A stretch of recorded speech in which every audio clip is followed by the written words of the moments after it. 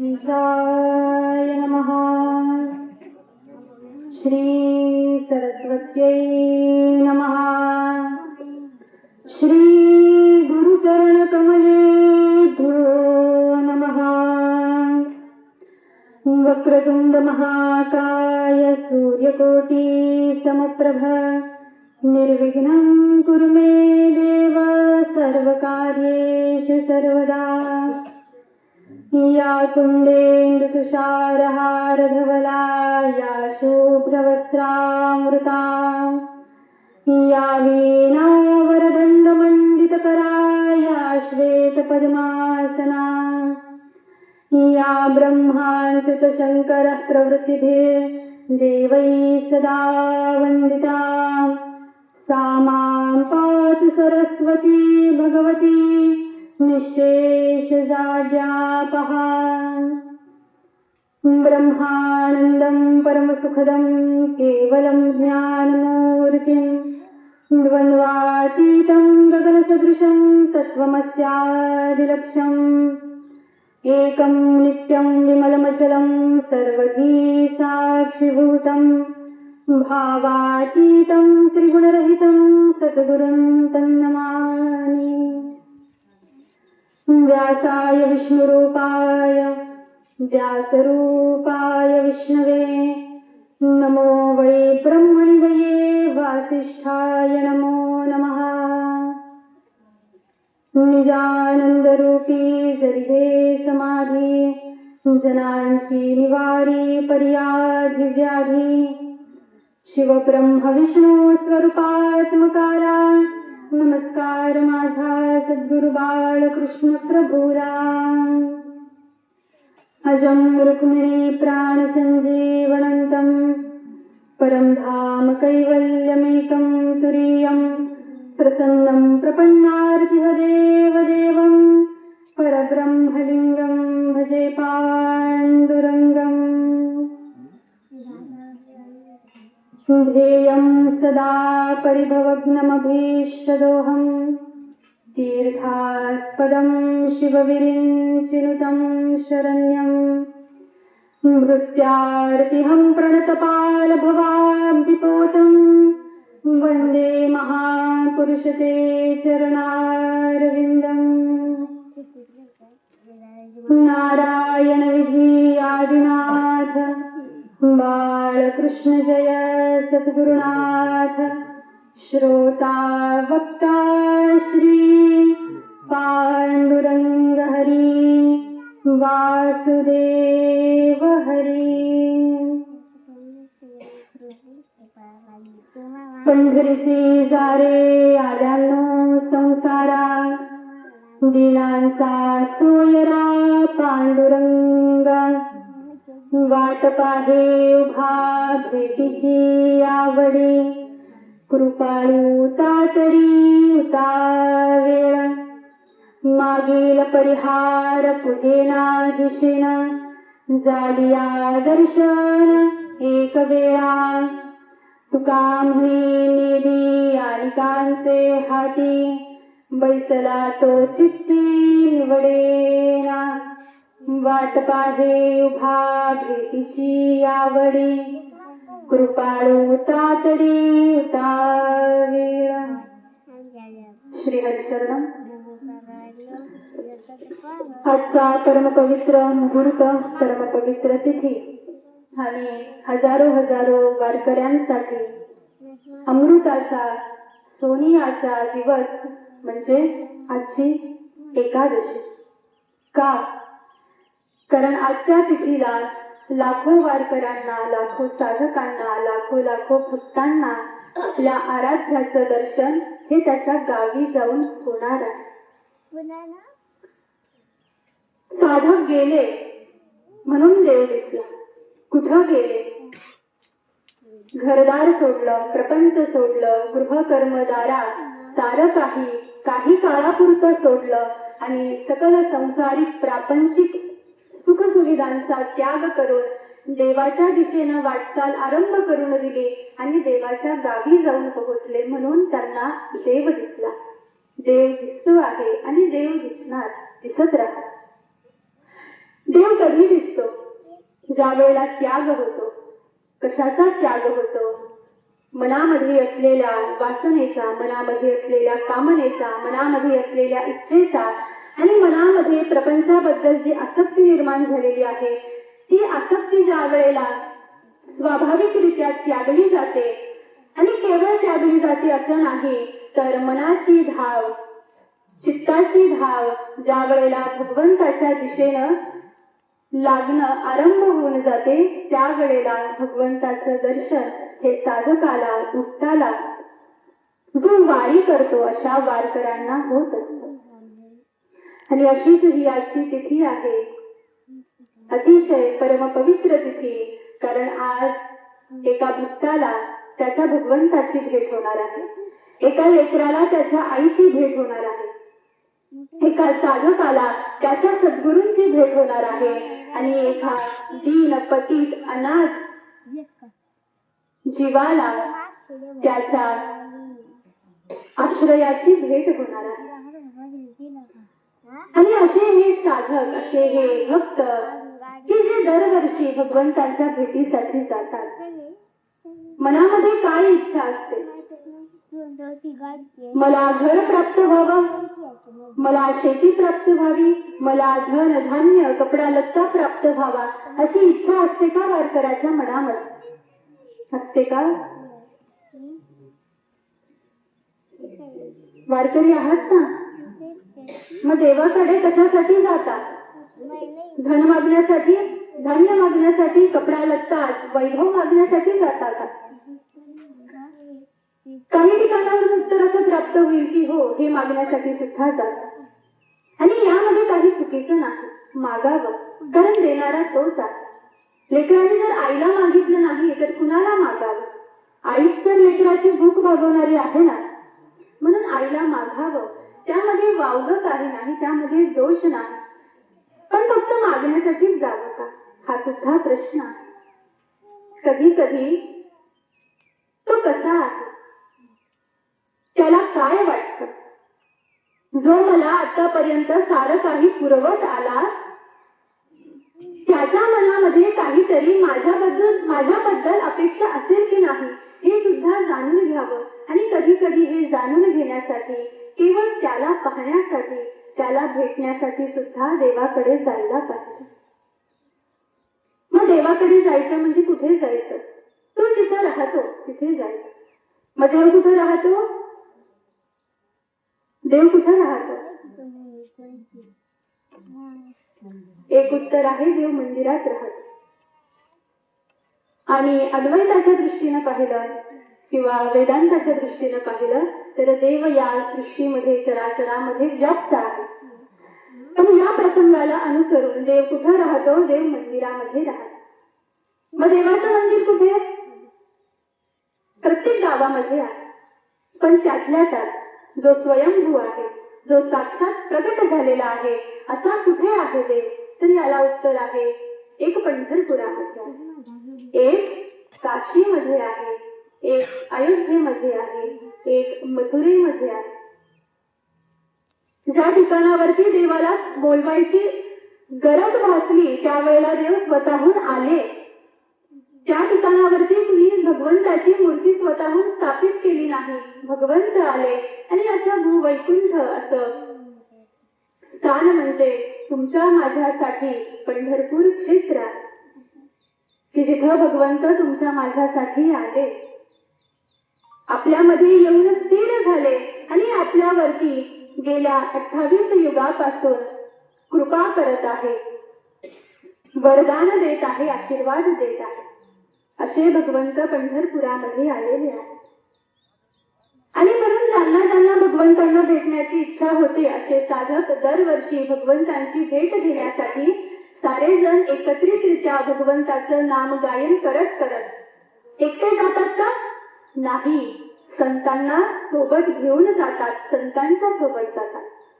पहा, लक्षात घ्या, देवापर्यंत जर का जायचं असेल तर एकटं जाता येत नसतं.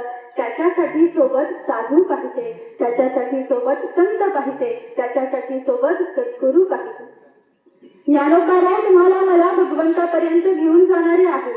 तुकोबाराय घेऊन जातात, नाथ महाराज घेऊन जातात, मुक्ताबाई घेऊन जातात. आपण एकटे जाऊच शकत नाही. आपलं तेवढं सामर्थ्य सुद्धा नाही. पण ज्या वेळेला आपण ज्ञानोबारायांच्या पालखीचा आश्रय घेतो त्यावेळेला आपल्याला हे सुद्धा कळत नाही की कधी हे 19-20 दिवस निघून गेले आणि ज्ञानोबारायांचं नाम घेता घेता, भगवंताचं नाम घेता घेता कधी पंढरपूर क्षेत्र आलं सुद्धा, भगवंताच्या मंदिराचा कळसही दिसायला लागला. याची सुद्धा जाणीव साधकाला, भक्ताला होत नसते. कशामुळे? कारण साधूचा आश्रय घेतला म्हणून शरीराला होणाऱ्या कष्टांची जाणीव नाहीशी होऊन झाली.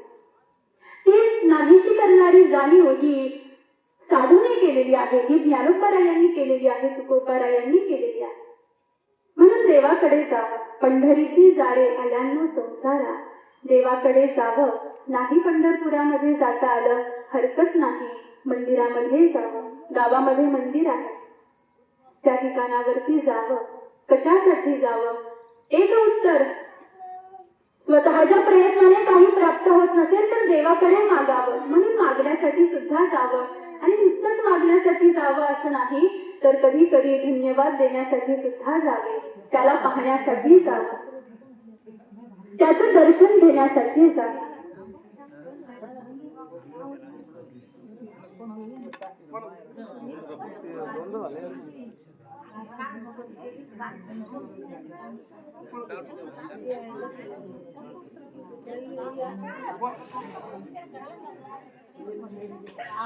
आणि सिद्धांत असं सांगतो, लक्ष द्या, देवाच्या दारात बसलेले आहात ना, मग देवाबद्दल ऐका आणि देवाकडेच पहा.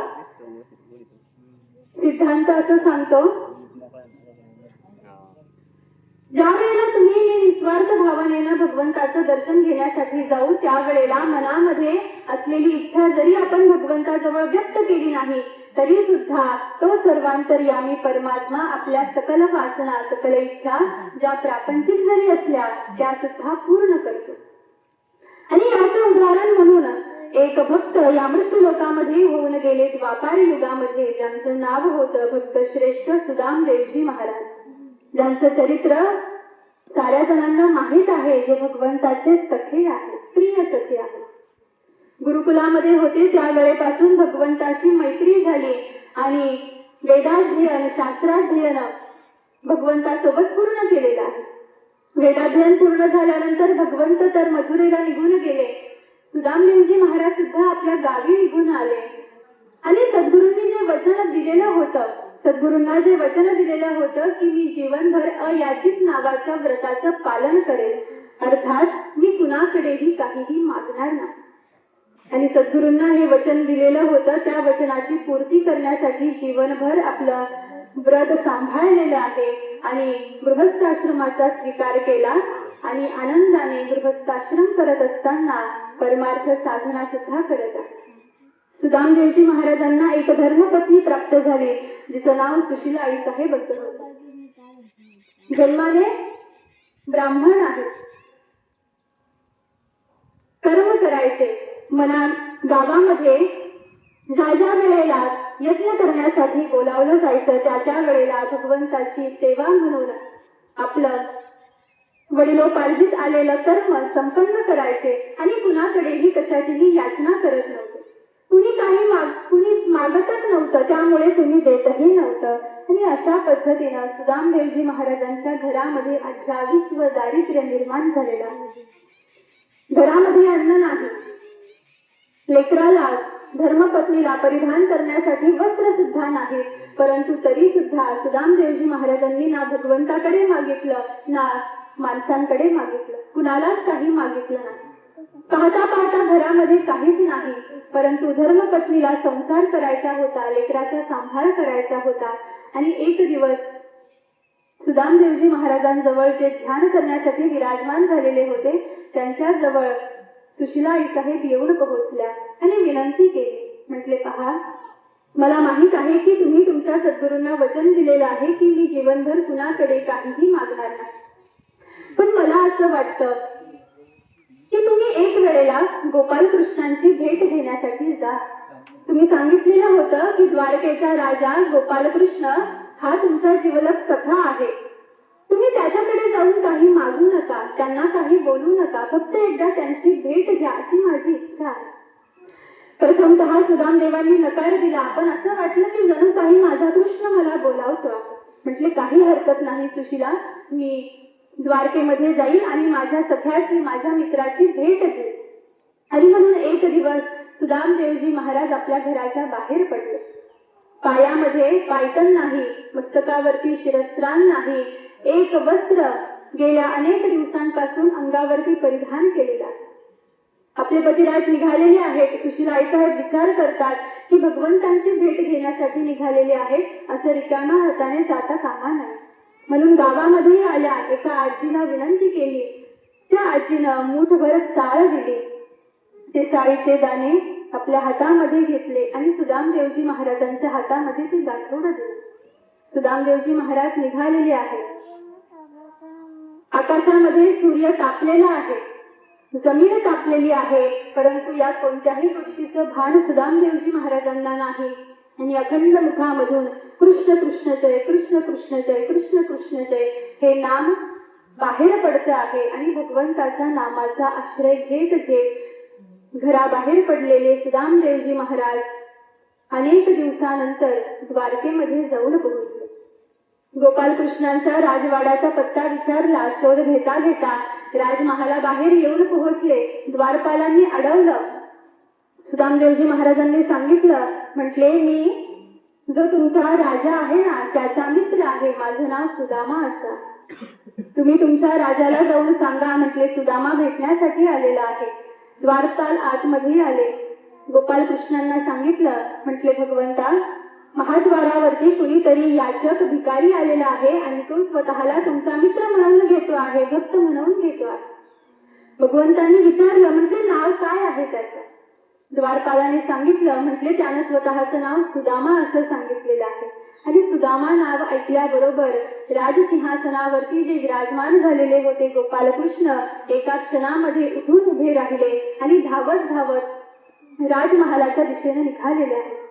साऱ्या सेवेकरांनी पाहिलं, दासदासींनी पाहिलं, रुक्मिणी मातेनं पाहिलं, साऱ्यांनी पाहिलं की आता राजेशाही थाटामध्ये विराजमान झालेले आमचे परमात्मा आणि एका क्षणामध्ये असे धावत धावत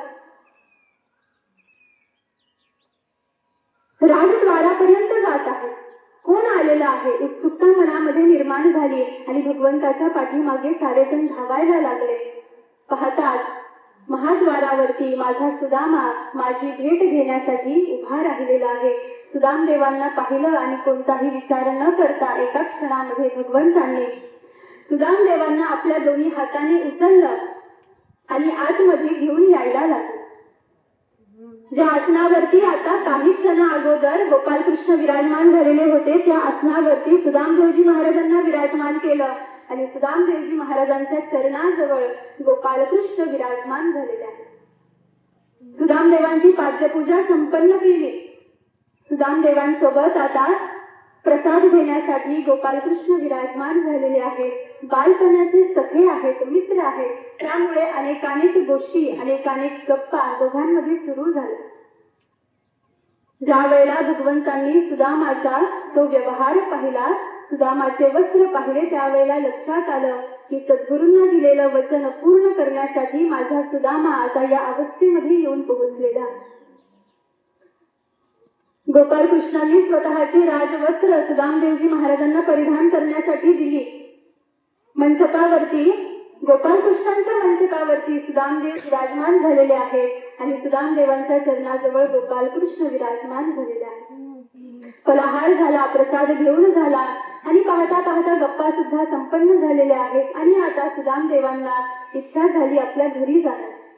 सुदामदेवजी महाराज म्हणतात, कृष्णा आता येतो.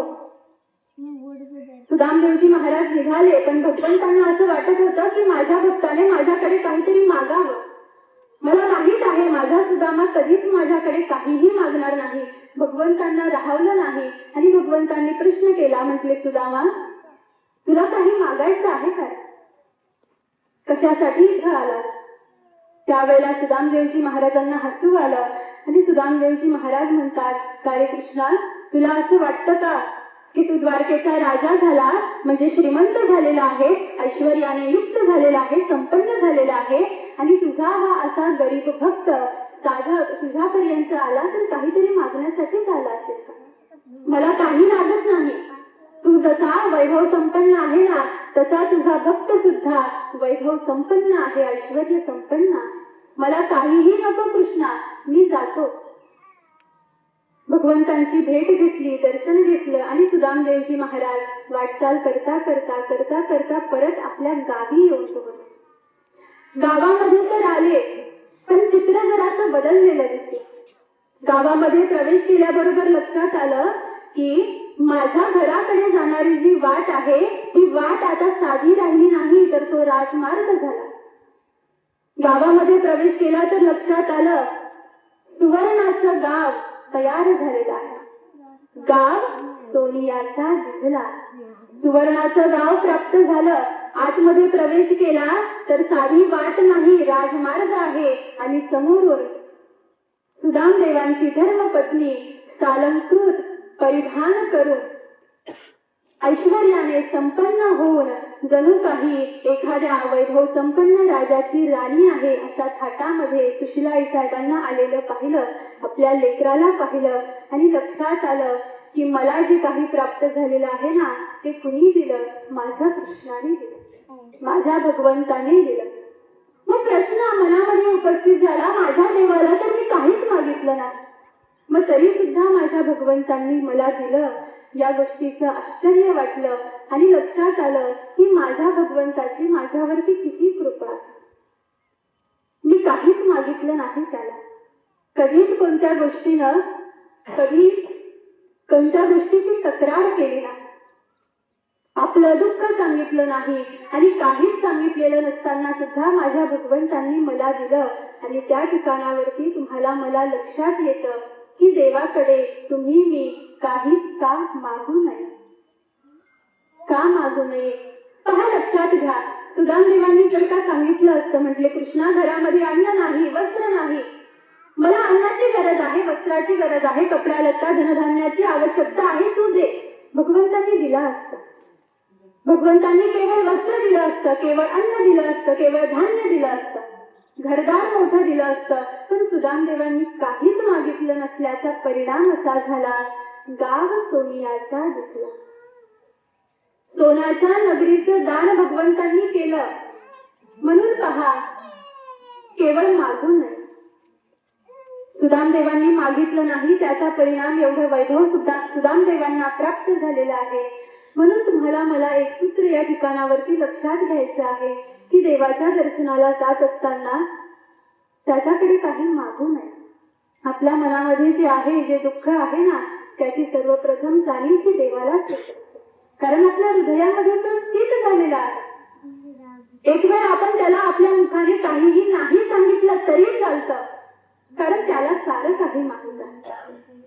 म्हणून देवाला अक्षदा वाहत असताना, देवाला कुंकुम समर्पित करत असताना, देवाचं दर्शन घेत असताना, देवाला हार घालत असताना मनामध्ये असलेल्या कामनेचा, वासनेचा, इच्छेचा उच्चार साधकाने, भक्ताने करत जाऊ.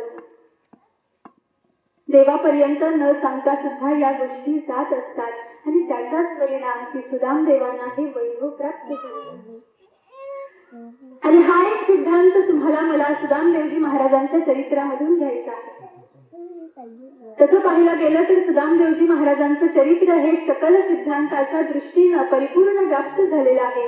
परंतु एक सिद्धांत तुम्हाला मला या प्रसंगातून घ्यायचा की देवाकडे सारखं मागत जाऊ नये. कधी कधी देवाला पाहण्यासाठी, देवाची भेट घेण्यासाठी सुद्धा जावं.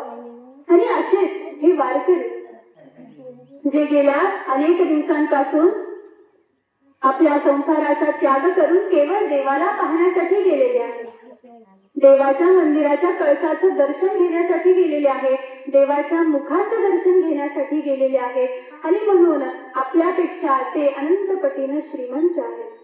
कारण त्यांना तिथं जाऊन जे मिळणार आहे ना, त्याची तुलना या मृत्यू लोकांमध्ये असलेल्या कोणत्याही सुखाशी करता येणार नाही.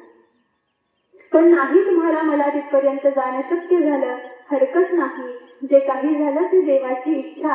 पण तुम्ही मी सुद्धा पंढरपुरामध्येच आहोत. कसं काय? ज्या ठिकाणावरती पांडुरंग ते पंढरपूरच की. ज्या चार भिंतीच्या आत पांडुरंग ते पंढरपूरच आहे. म्हणून तुम्ही मी सुद्धा या भगवंताच्या मंदिरामध्ये क्षेत्रामध्ये आलेलो आहोत आणि आज कुणीही भगवंताकडे काहीही मागू नये असा उपदेश सुदामदेवजी महाराजांचं चरित्र तुम्हाला मला करायचं आहे. आज त्याला पाहावं, त्याचा शृंगार करावा, त्याचं दर्शन घ्यावं, त्याला धन्यवाद द्यावे. आज जर काही मागितलं नाही ना तर तो तुम्हाला मला जे मनामध्ये आहे ते सारं काही देईल, पण तेवढंच देणार नाही तर त्याच्यापेक्षा अनंत पटीनं देणार आहे. म्हणून हा विश्वास ठेवा आणि म्हणून भगवंतांचं दर्शन घ्यावं. नाही पंढरपुरामध्ये जाणं शक्य झालं, भगवंताच्या मंदिरामध्ये तुम्ही मी विराजमान झालेलो आहोत आणि भगवंताचं मुखकमल पाहता पाहता सुदामदेवजी महाराजांचे चरित्र तुम्हाला मला जो उपदेश करत आहे त्या उपदेशाचा स्वीकार करून तुम्ही मी या ठिकाणावरती आजच्या सेवेला पूर्णविराम देऊ. झालेली सेवा गुरु महाराजांचे चरणी समर्पित करू आणि देऊ या ठिकाणावरती आजच्या सेवेला पूर्णविराम. कुंडलीक वरदा हरी विठ्ठल. श्री ज्ञानदेव तुकाराम.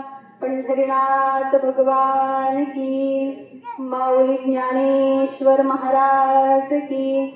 जगद्गुरु तुकाराम महाराज की. शांती ब्रह्म एकनाथ महाराज. बाळासाहेब महाराज की. सद्गुरुनाथ महाराज की जय.